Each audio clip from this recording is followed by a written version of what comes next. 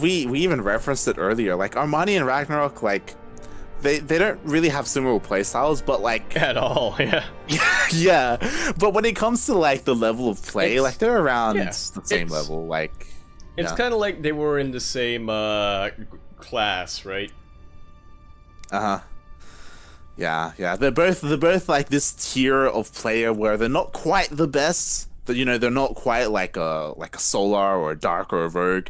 But you know, they can definitely take series, they can take maps, like they can definitely compete. It's just they haven't reached the level where they've like won a premier title, like they've won a GSL or an SSL or an IEM.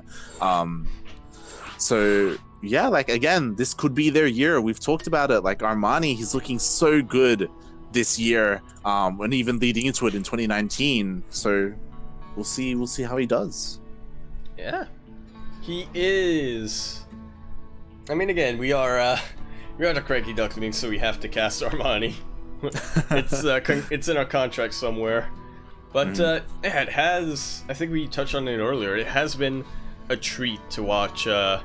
Just watch Armani grow, right, and just improve over and over these past couple of months, close to a year now. Yeah, and like it's so important as well for the scene, you know, for these players to kind of flourish and get to the point where we have like maybe not new faces, but still like we have these players who can finally break out. And sure, they've been around for a long time, like players like Armani, Ragnarok, Zaun as well has been around for years, but they're finally, you know, reaching the point where they can shine and get on that world stage and take out like some of these top players. Like it's really cool to see, and it's really important as well, like for everyone involved, like for like StarCraft in Korea. So yeah, it's cool. Yeah. So it was weird, or I guess not weird, but one of those things to consider, right? Where during the Brute War days, you had these players like Innovation or Stats or Sue, right? Who Zest. I guess the one that I would touch on the most is Stats, who you know, was getting their rise in Brute War, right? But still wasn't quite at that champion status. Then all of a sudden they had to switch over to StarCraft 2. And then even within StarCraft 2, they were still kind of middling. And then, to an outsider, it looked like suddenly they just suddenly won a premier tournament in Stats, just suddenly won GSL Codas in 2017. But yeah, if you actually watch the progress, it was 10 years of improvement before winning that. Yeah, it does take a long time. Very rarely do you see someone new kind of come on the scene. I mean, that's why there was so much hype around Bjorn.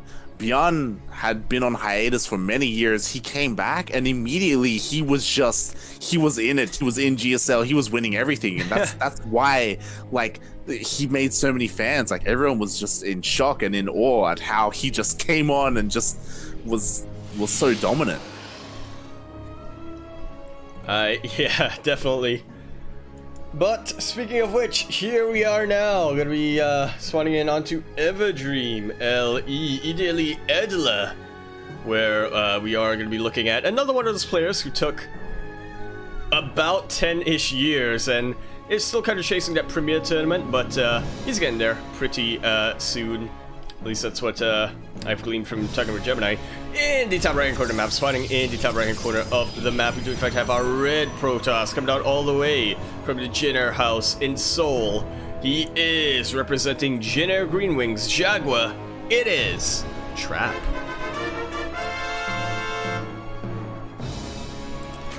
And spawning in the bottom left-hand corner of Everdream LE, we have the Korean Zerg player hailing from not a team house, but still from Juanito's house, as they are roommates. We have, representing a freak of freaks, it is Armani.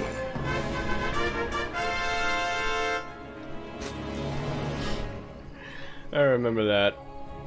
Or more specifically, I remember a tournament where what's it called? Armani Scarlet? was just sort of yeah, exactly. Armani was like spamming the chat like, hey, is my opponent here? Is my opponent here? And Scarlet was like, yo, Juan, tell your roommate to chill.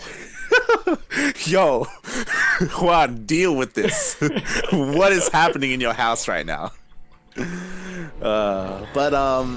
Yeah. For those who are unaware, you know, there have been some interesting developments over in Korea. Before, there used to be like the Team Unity house where, like, that's where all the foreigners were, but now they're a little bit more spread out.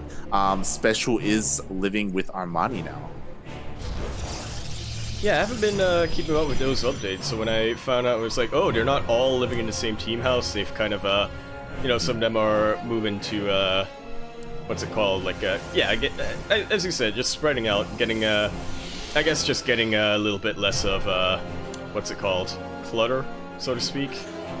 Yeah, and I'm also not sure how the Team Unity house is doing financially, because obviously, like, you know, speaking about the state of the world right now, they relied on their rent being paid a lot by foreigners coming in, but because the borders have been closed, foreigners haven't been coming in, so others are just trapped in Korea. Yeah, so it's a little bit rough for them. I know, like, typically you have like people rotating in and out, and constantly people are coming in, like Sort of and like Petit Drogo, and like so many Europeans and a couple of Americans as well, Probe as well. Like, there've been a lot of people going in through that house, but not so much in recent times. But I will say this, I've seen a lot of enthusiasm from pro players in the recent weeks, and think just recently saw Ranger and Risky were kind of discussing it a little bit in Twitch chat, like, hey, you going to Korea next year? If you are, then I'm in. Yeah, I mean, they've both been there. Risky and Ranger have both lived in the Unity house, and as you're pointing out, we do have Trap going for that Dark Shrine opener. I'm glad you noticed. Yeah. I mean, this is what I was talking about, where Yoda and I, we've been casting so many so many PVZs, and we see this so often now, like Twilight Council not into Glaives but into Dark Shrine instead. And now I know exactly why Trap went for that Dark Shrine light. What why? Because Nemesis, thank you very much for the raid. You are just in time for the finals. And there Trap we go. Is doing Protoss things, let me tell you. Just for Nemesis, we have some DTs being warped in. They are going to be looking to get some damage, but spores have already been thrown down. Nicely done there by Armani. But here's the thing about DTs, like, if you have more than one, you can make use of them in a different way. The lane search should come in, but thankfully the Adepts do manage to, I don't recall if they came home in time or if they were warped in, but either way, nicely done. Oh, but they're moving out! And here comes another round of links. Oh, that pro's not quite enough to body block it. Armani, you have to make a decision, pal. Oh god, he opts not to go for it. Instead, goes for the third base, and the Adepts, they have low enough health that they could be dealt with, but with the DTs. Yeah, but here's the thing, when you have this many Zerglings out, one DT, that's gonna take quite a while to take him out. Okay, but this DT in the wall, that's gonna help. Yeah, like, regardless, it was really nice. It would have helped if it was... Oh, no, Trap! No, hold position! That is... Ow, this is a lot of probes that could potentially go down. Actually, Trap is doing a pretty good job of mitigating it. Depower! Yeah, he will depower a lot of these structures. Charge is not going to come out in a while. Yeah, the only production buildings are 2 gateways. Jesus Christ, that was a money pylon right there, able to delay that upgrade, able to stop robo production as well. And Jesus Christ, the Leaves of Armani have just done so much this game. I'm speechless. Everyone, this is a PSA for Protoss players out there. Hold position your units at the wall. I can hear you slapping your I was back slamming my fist. Slamming your desk. Now my head hurts. It's something that you're just so passionate about that.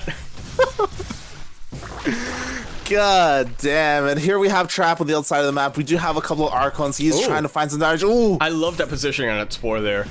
Yeah. Armani knows exactly where the Protoss players would want to unload their Archons. Definitely, and again, Trap, he's just trying to buy as much time as he can. Like, he's taking so much damage across the map. He just wants to keep Trap busy. Has to be careful though. There are a lot of queens here. Yeah, a lot of queens, and the spores are actually not in the typical position that you expect him to be. So if Trap makes one false move, that could deal a ton of damage. Yeah, and the War Prism already taking a little bit of damage there to its health. We do see Trap moving out with his army, which is a little bit ambitious, I'll be honest. But he does have an immortal. He does have an immortal. That is quite important there for his main army. But again, it's still looking a little bit bare bones. That's because it absolutely is. Yeah. Yeah. Okay, and Trap turns around. Realizes that he does not have nearly enough, even if he had the perfect micro. Yeah, nicely done there. He does realize that he needs to back off, he needs to calm down, he needs to defend his third base, and we'll see if he has enough there. Oh, there are no shield batteries ready. No, there aren't. How are you gonna get battery overcharge without shield batteries light? Yeah, you can't, Yaku, you can't. And here we go, the Red Ravager pushing in. Look at these miles, they're about to land on the sentries. Okay, not quite. A couple of them do land, but most of them do hit the force fields, and this is a lot of roaches and Ravager Slide. This is too much. The pylon goes down, the shield batteries are depowered, there's going to be no overcharge there, and it looks like at least the third base is going to fall. It could be the main army as well, like there's no more energy for force fields. No, there is not. Oh, it is the wrong time to siege up, or not siege up, power your Warp Prism. GG's call. Armani takes that game 1-2, or is going to be up the series 1-0. GG, well played. Armani takes game number 1, and oh my god. A lot of that, like, I like the DTs, I like the play, like, you know, it was pretty good, like, especially, like, having a DT, like, DTs defensively works so well. Just gotta make sure, hold position. Right? It's gotta make sure. It's like, let me level with your Protoss players, you know? Look, you got a button, right? You got the hold position button, it's your best friend, right? Yeah, you need on it. standard hotkeys, it's H. And I would like to have some translation here from Maddox, but I imagine Armani is like, "Whoa?" question mark. And Trap is like, "Look, let's just move on, all right?" That's GHFL. Oh god, here we go. We're getting into game number 2. Is it worrisome that I read that as GLHF, GGHFL? I mean, you were talking about your dyslexia earlier. I was. Well, I never believed it. I always thought that I always thought that I was smart enough that I tricked the people. Turns out it might actually be a legit thing. Anyway, speaking of tricks, here we are on to Ice and Chrome LE, and that's the trick. Are you gonna put ice in your drink, or are you gonna put chrome? Either way, it's probably gonna chill your drink. So I'm not sure what the trick there is. In the top right hand corner map, spawning in the top right hand corner of the map, we do in fact have our red Protoss coming down all the way from the Jin Air Greenwing's house. He is the man with the plan to wall, making sure that he doesn't get it hold up. Representing Jin Air Greenwing's Jaguar, we have Trap.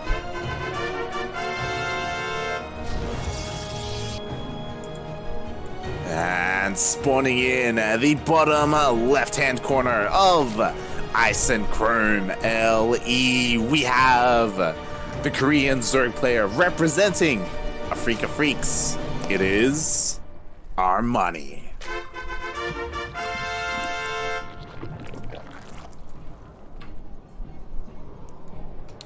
Did I dream this light, or did we make Trap a character in the Max Angel saga? We did. It was. Oh right, he's the eye patch guy.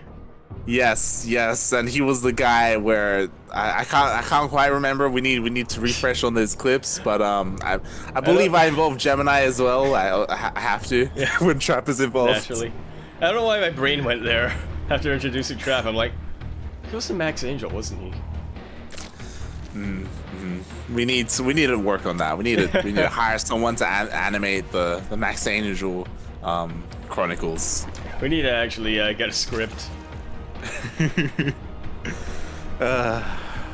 Yeah, and so far this game has, not much has happened. Obviously, Trap did force Armani to take the third base location as is natural, as the probe was being annoying.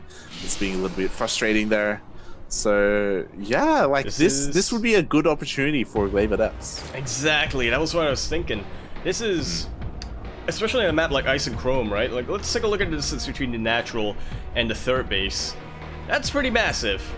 Yeah. Now add another base to the equation, and just the fact that warp prisms can ignore the terrain, right? It can get to the other side of the map fairly quickly. Yeah, and shades are pretty quick as well. Like moving in between all these bases can be troublesome without any creep connecting them. Yeah, we'll see if that comes into play, as we do have a Twilight Council, we do have a Robo. Are we gonna see a Dark Shrine again? I doubt it. I mean, we could, but I feel like Dark Shrine would just be a follow-up, right? Just how, just a way for Trap to get Archons as they transition out of the Glaive Adepts. Ooh, there we go. Glaive Adepts on the way. Nice call there. And, Armani, he's flooding Lings. That he is. He remembered how he won the last game, and he's going to try to do it a second time. This time there is a hold position, but this Cybercore looks pretty exposed to me, Light. There needs to be a secondary wall. There needs to be a secondary wall after that Stalker falls, and there are pylons being thrown down. So far, so good. The Cybernetic core is going to be killed. 15 seconds, 12 seconds. Is it going to go down, Light? Is it going to get denied? And does! Very nicely done here by Armani. This is absolutely the first step. And now, where are the Adepts? He can't get anything other than Zealots. Yeah, the gateway is going to fall, and if it falls, okay, another wall does get thrown down. The pylon falls though, and the Lings are flooding in. Trap though. Oh, it is, and behind this, what is there? One of the Adepts does fall, only one remaining. Again, nice SimCity here by Trap. Yeah, this Immortal is the final, the final hope he gets in! Armani. Oh, the cancel at the exact wrong second. GG is called. Armani up at match point. Armani's up 2-0. Alright. You were talking about this before we went to the series. Like, you were saying that Armani, because of how aggressive he's been playing today, Trap isn't quite on the same level in terms of defensive Protoss as compared to someone like Neeb or Stats or even someone like Probo Estrella. But it's weird, right? Trap is usually classified, or when you think of a player and you're like, what is their playstyle like? First thing that comes to mind with Trap for a lot of people is his sort of defensive Stargate based play back in the day. Yeah. I feel like Trap has sort of outgrown that in sort of 2019. He's become a very versatile player, but yeah, I guess it's not quite his defenses aren't quite as slick as we remember them. Yeah, it's Trap falls in a really odd place for me, because when I think of defensive Protoss, I think of Stats, right? He's the ideal defensive Protoss. When I think of aggressive, I think Zest. When I think of cheesy, to be honest, I think of MC still. When I think of incredibly cheesy, I think SOS. When it comes to Trap, I do feel like he's one of those, what is it, he's kind of like classic in the sense where he's like a jack of all trades, right? Like classic. Yeah, jack of all trades, master of none, where he has a little bit in everywhere, but he isn't really known for anything quite specifically, and yeah, that could be being exploited here. But speaking of being exploited here, we are now onto Def Aura. LE, I hope that's not a sign for things to come. But yeah, we shall see. Here we have it in the top left-hand corner map, spawning in the top left-hand corner of the map. We have our red Protoss coming out all the way from the Jenner house in Seoul, the Mecca of Esports. He is down now 0-2 in this best of 5 series. He's gonna have to call onto everyone. He's gonna have to call onto SOS, onto Creator, onto Ryuwon, onto who was he? He was on the Hwasong Ogs back in the day, right? No, he was a teammate. No, he was on Seoul. Who else was on Seoul? Classic. He's gonna have to call on to Classic. I don't know how that was a stretch. We have, representing Generic Remix Jaguar, it's Trap.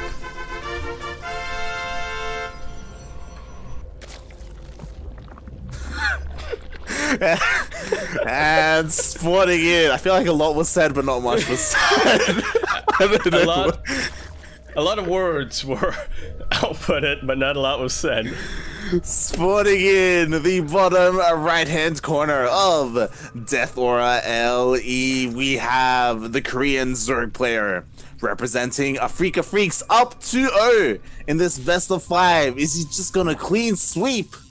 We have Armani.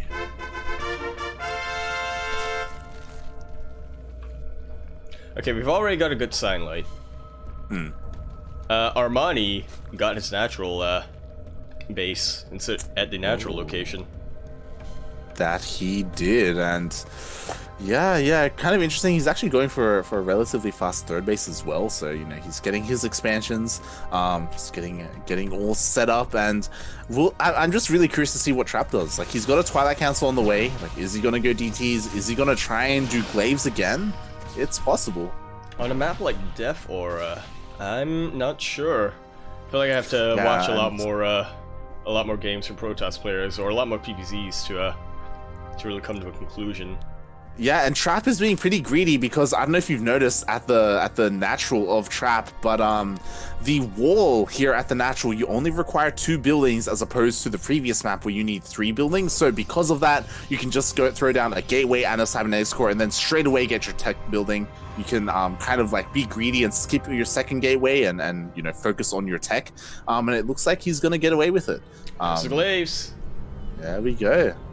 And yeah, this should be a much crisper timing this time. Armani, he can try to throw a couple of lings at this wall, but not a lot. They're not going to get a lot done, not with how tightly packed these buildings are. Yeah, it's a lot more narrow, the choke point, so it can be a little bit more easier to defend and wall off that secondary wall. So yeah, we'll see what Trap can get done, since this time his build should go off uninterrupted. Yeah. I appreciate the translation, by the way. Narrow passage is exactly what I was trying to say, but for some reason could not think of. Tight choke. Yes, that's so good. You know, you gotta get them buildings in there, tightly pack them down. It's like brown sugar, you know, tightly packed. I understood what you were saying. I understood. It's fine. It's fine. Sick. All right, here we go. We have, oh my god, another round. Is finally able to do what he wanted to do in a game as an opening, and here come the Glaives. A lot of queens out. Yeah, a lot of queens. Oh, safety spore as well, just in case DTs were on the way, and a lot of lings. Yeah, this is actually a really good position right now. The lings are starting to surround these. This is an amazing position. Hot pickup here on a lot of these adepts, but already a couple of them do go down, and there's a quick little warp in, but how much has Armani lost? Actually 16 lings. Not too bad for Trap, but not too bad for Armani either. Yeah, like, again, adepts do trade fairly well against lings, but as long as you keep your economy intact, like, it's fine for Armani to trade them. And yeah, he just needs to buy time. Now we have roaches on the way, and roaches are ideal when it comes to dealing with these adepts. Indeed, they are. It does get a little bit tricky how to split them off, but yeah, ideally, if you're a Zerg player, you want to be fighting these adepts in this sort of scenario, where they are starting to move up a ramp, a very tight, choked ramp, and you don't really have to split up your forces too much there, as it's not too much of a distance. Nice little run by, should be able to deny this third. Yeah, nicely timed, is able to deny that as well, keeping Trap on 2 bases. And we'll see if Trap finally commits to one of these shades. He still hasn't done so quite yet. But yeah, he is. Yeah, Trap is absolutely calculating this out. You know, he's being very calculated. He does not want to take any unnecessary risks here. So he's just sort of poking in and out, just trying to get some scouting done. Meanwhile, he is building up his forces back at home. He warped in a round of Stalkers earlier, starting to get his Immortals out, and yeah, this is about what's getting done. Oh, these adepts are not in position. This warp is so far away, and look at this surround with these lings. The biles land on a lot of them. Trap, make it out with only 2 adepts. Jesus Christ, That and was just like such that, a good trade for Armani. Yeah, Trap, his push was just completely shut down, and now Armani is pushing out across the map. There are a couple of sentries, a couple of immortals as well. He has to be careful not to get surrounded by the Lings. Yeah, Dark Trine on the way as well. That can absolutely help here for defense. Lynx! Whether it's as Archons or CTs. The Lynx sneak pass. Holy heck, Light.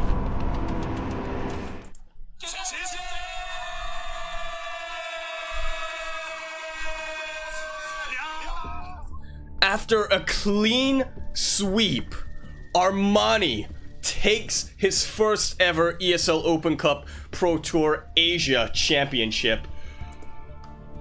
That was... We hyped up a lot of players today, like, we hyped up TY making his debut, we hyped up Solar, who was looking absolutely dominant this couple of weeks. Armani comes in, we hyped up Cure earlier in the semifinals, Cure and Trap. We thought that either of them were going to be kind of the favorites here. In the end, it was Armani showing off his aggressive plays, showing off his ZVZ, his ZvT, as well as his ZvP, wins his first ever Open Cup and $200. Man, oh man, Light.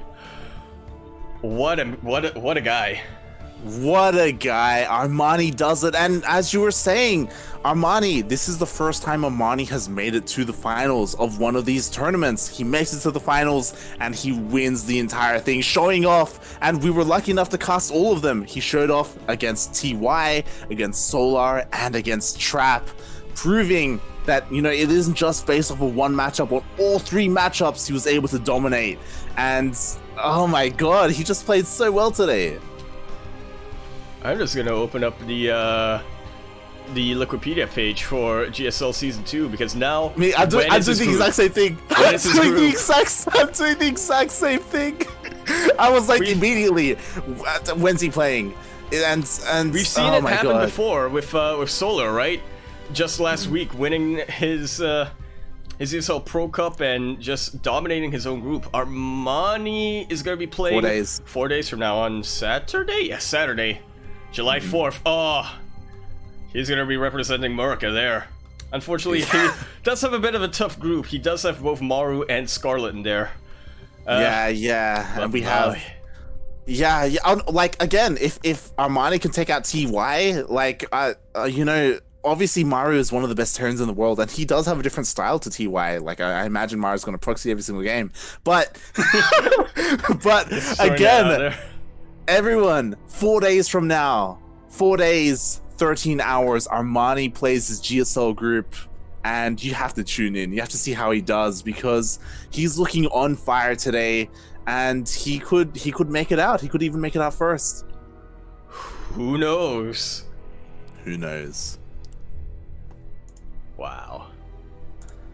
Oh god. GG, well played, Armani with the clean sweep. I just love the way he played that out. Like, so many times he was able to surround the army. Twice we saw him surround the army with Lings and just biles rain down upon all the Adepts, on all of the Protoss. We saw it happen again at the end on all the Immortals. Oh my god, that was beautiful.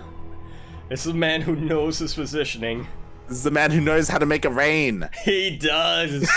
Now, especially with $200 in his pocket. In more ways than one, he makes it rain, and that was beautiful to see. That's it. Whew. It's almost like viewing art. yeah, and that moved me. It was so inspiring to see. Yeah, and again, like, to be fair, like, he 3-0'd here. He almost 3-0'd Solar. I think he definitely could have 3-0'd Solar. We were very critical of that one game that he lost, game number 1, where he just was so indecisive. Yeah. But despite that, like, he just tightened up after that. He was like, yo, okay, I got this. I can commit. And he did. He just executed. Yeah, in more ways than one. My god. Wow. Alright. And with that, I guess I'll throw it to the schedule screen real quick, and we do get to take a look at what we have going on this week. We will be having a return of 2 tournaments that I think we've not done in a little bit of time. We do in fact have NA Contender, the semifinals as well as the finals there, as well as our Grand Platypus Open. NA Contender on Thursday, GPO on Saturday. But before then, ESL Open Cup, fueled by Dare, gonna be tuning on tomorrow. And I should be casting that, barring any acts from God. Yeah. Again, thanks everyone for showing up. Thank you so much to Apotistes for the raid. I know that's where the majority of the viewers came from. And if you enjoyed our cast, both Yaku and I will be back tomorrow for ESL Open Cup, fueled by Dare, around the same time as the start of this tournament. Literally the same time. Yeah, literally the same time. And yeah, it's that tournament doesn't award EPT points, even though it is run by ESL, because it is region locked. It is region locked to Southeast Asian and Oceanic players. So if you're a fan of players like Probe, Seether, Demi, Miyamika, of course they will be all featured there. As of course, if you tuned into DreamHack, the DreamHack main event for that region did finish up over the weekend. I guess a little bit of spoilers. We mentioned it earlier, but Risky, of course, did take that in the end. I don't think we mentioned that. And the only thing I said was like, oh yeah, Ranger and Risky, they were talking about going to Korea. Yeah, that is accurate. That is accurate. But yeah, so if you want to tune into more StarCraft, we'll be live tomorrow. As you can see in the schedule, we're live multiple times a week, 6 days a week, I believe. 6? 5? Yep, 6 days a week. Saturday we do have a double up, Sacramento Latino as well as GPO. Wednesday is the only day we do not have anything on. We have a day off, but you know, you can always watch ESL there. Yeah, definitely. And honestly, what an amazing day of StarCraft. It was a long one. I know. I need to watch. I know Steel was taking some clips. I need to watch them. Yeah, the nuke, of course. The nuke. That was beautiful to see. Yeah. What an amazing day of StarCraft. And Yaku, thank you for joining me. Yeah, thank you very much as well, Light. Where can we find you? Light_VIP on Twitch and Twitter. If you want to follow me on social media, follow me on Twitch. I do stream occasionally. Recently I haven't been, as we've been busy with DreamHack qualifiers and casting. It's been pretty hectic here. Been focusing on the stream, but yeah. Where can we find more of you, Yaku? Twitch.tv/Yakuzaku1. I won't stream for another week or so. I'm just gonna commit that there. But Twitter.com @Empora_Yakuzaku. I retweet things every now and then. And by that I mean like every month when I go to clear notifications. !Discord, or you can take that link over in the below the schedule. You could do that, or you could just !Discord in chat. Gives you a link to our Discord server where you can find me as well as the other members of CranKy, the admins, as well as a lot of our regular players for our events. Other than that, buy my shirts. Also follow this Twitch channel and consider giving a sub. Yeah, we're getting closer to that. No, that might be ND8. We didn't discuss it, so. Yeah. I mean, do follow the channel if you're a fan of StarCraft. We have plenty of it. Check out our YouTube channel if you want to tune into some of these tournaments that may not be at the best time for you, as we upload all of our VODs to YouTube. And yeah, we really appreciate it. Also, sorry, shout out to Apoptosis. I keep wanting to say Acontistus. That's I thought you were just memeing, to be honest. I was like, it's Apoptosis, but I guess, you know. Yeah, I keep wanting to say Acontistus, even though he hasn't played that tournament in like a year. Goddamn. But rip. Yeah, thank you everyone for watching. We'll be raiding another StarCraft 2 channel, so if you want to support StarCraft 2 scene, do stay tuned. But until then, do you have any last words, Yaku? I might have had them before we started. Now I don't. I'm just gonna put more nuts in my mouth, I guess. Almonds. Beautiful. To be very specific there. Thanks everyone for watching. Bye!